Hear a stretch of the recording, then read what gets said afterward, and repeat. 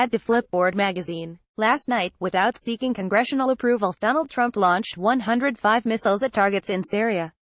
This morning, he got on Twitter and announced mission accomplished.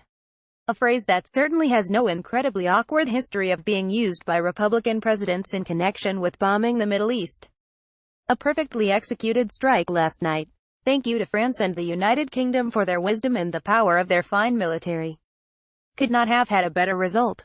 Mission accomplished. I wonder if he'll don a flyboy costume next.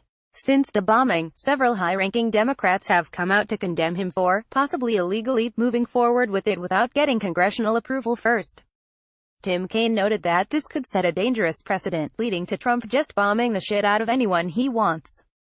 Via NBC, President Trump's decision to launch airstrikes against the Syrian government without Congress's approval is illegal and, absent a broader strategy, it's reckless, Kaine, the 2016 Democratic vice presidential nominee, said in a statement.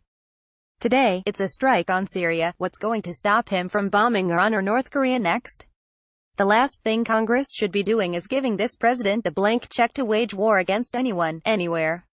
Or any president, really, but especially this very stable genius.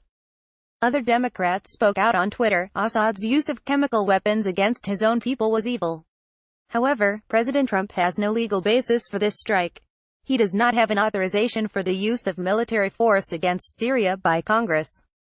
We have learned in Afghanistan and Iraq the dangers of launching military actions without clearly articulated objectives and exit strategies.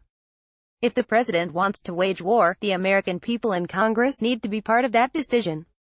Senator Chris Murphy of Connecticut made an excellent point about the fact that the United States has only accepted 11 Syrian refugees in the last year. This bombing will likely make things worse for those suffering under the Assad regime, and yet we just expect them to stay there. That's pretty shitty. U.S. foreign policy today: we bomb your country, helping create a humanitarian nightmare, then we lock you inside.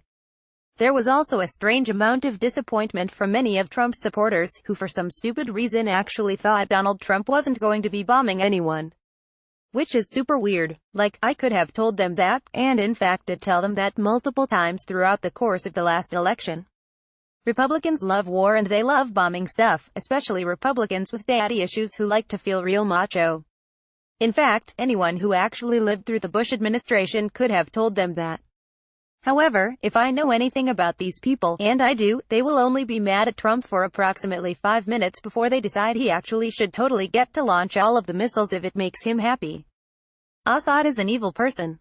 But bombs are not the answer. We need to be delivering humanitarian aid to those in Syria who need it, and accepting as many refugees as possible.